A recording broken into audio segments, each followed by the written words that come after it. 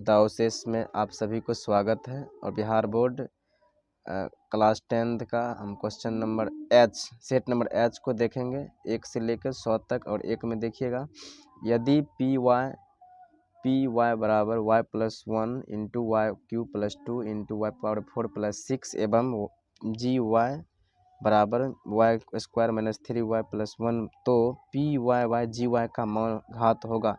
तो घात इसका दोस्त हो जाएगा ए नंबर 6।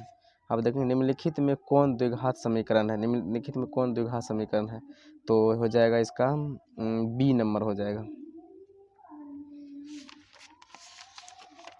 तो हम अब देखेंगे अगले क्वेश्चन में 3 नंबर, यदि द्विघात समीकरण x square minus 5x plus P बराबर 10 के मूलों का गुणनफल माइनस 4 हो तो पी वाई का मान होगा। तो इसका मान दोस्तों हो जाएगा 6।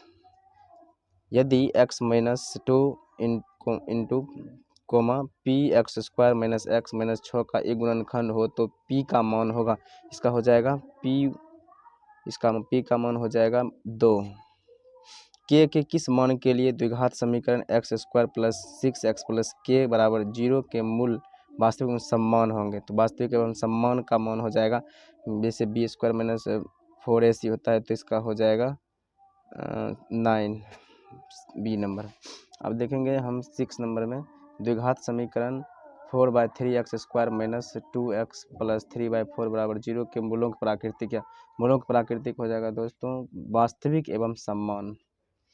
अब हम देखें, यदि द्विघात समीकरण y square plus 3y minus 18 बराबर 0 के एक मूल माइनस 6 है, तो इसका दूसरा मूल होगा, इसका दूसरा मूल हो जाएगा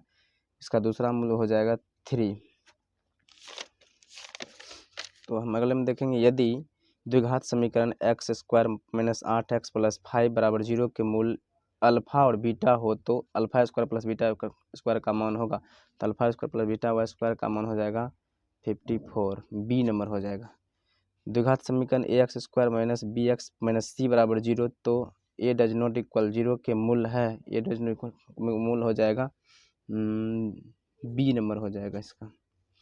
तो यदि एक्स बराबर दोनों समीकरण 2x square plus 2x plus P बराबर 0 तथा Q x square plus Q x plus 18 बराबर 0 का एक अभ्यनिष्ठ मूल हो तो q माइनस पी का मान होगा। तो इसका मान हो जाएगा दोस्तों 9 सी नंबर हो जाएगा।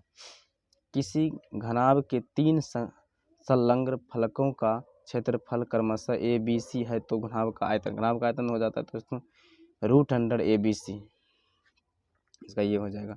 एक घन का संपूर्ण पृष्ठीय क्षेत्रफल 216 है, तो इसका आयतन घन का क्षेत्रफल लगाएंगे तो इसका हो जाएगा 216 है, तो इसका सेंटीमीटर स्क्वायर है, तो इसका हो जाएगा सेंटीमीटर क्यूब हो जाएगा। दो घनों के, अब सवाल नंबर हम 13 नंबर देखेंगे, दो घनों के आयतनों का अनुपात 1:64 है, तो इनके संपूर्ण पृष्ठ क्षेत्रफल का अनुपात होगा। तो इसका अनुपात हो जाएगा 1:16, बी नंबर हो जाएगा। तो वृत्तीय बेलन जिनका आयतन समान है तो एवं उनकी ऊंचाई का अनुपात 1:2 है, तो उनकी त्रिज्या का अनुपात होगा, इसका त्रिज्या का अनुपात हो जाएगा √2:1। एक बेलन का पृष्ठीय क्षेत्रफल वक्र पृष्ठ क्षेत्रफल 1760 सेंटीमीटर स्क्वायर एवं इसके आधार का व्यास 28 सेंटीमीटर है, तो इसकी ऊंचाई हो जाएगा 20 सेंटीमीटर। यदि केंद्र O और त्रिज्या R वाले वृत्त में कोण AOB बराबर थीटा, तो चाप AB का लंबाई हो जाएगा बी नंबर, बिल्कुल सही। इसके बाद देखेंगे, यदि किसी शंकु का तिर्यक ऊंचाई L तथा आधार की त्रिज्या R हो तो शंकु का संपूर्ण पृष्ठ क्षेत्रफल क्या, शंकु का संपूर्ण पृष्ठ क्षेत्रफल हो जाएगा πRL प्लस πR² होता है, बी नंबर हो जाएगा। अब हम देखेंगे सवाल नंबर 18 में दोस्तों, दो गोलों का आयतनों का अनुपात 125:27 है, तो इनके पृष्ठीय क्षेत्रफल का अनुपात होगा, क्षेत्रफल हो जाएगा 25:9। 8 सेंटीमीटर त्रिज्या के गोलों को पिघलाकर 32 सेंटीमीटर ऊंचाई के शंकु के रूप में लगाया जाता है, तो शंकु का आधार की त्रिज्या क्या हो जाएगा, त्रिज्या हो जाएगा, इसका सूत्र लगाएंगे तो हो जाएगा 8 सेंटीमीटर।